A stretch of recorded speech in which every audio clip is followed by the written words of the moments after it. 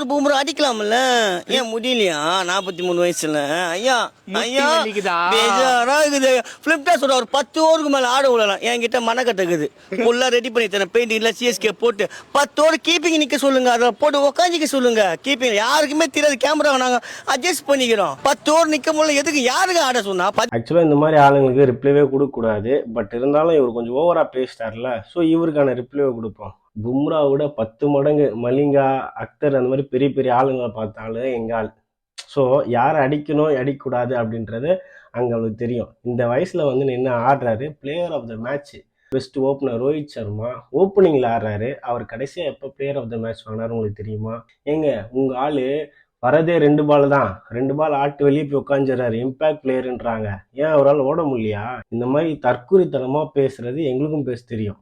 அதாவது ஒரு பிளேயரை ஏற்றி இன்னொரு பிளேயரை இறக்கி பேசுறதுன்னு, அதை நாங்கள் பேச மாட்டோம்.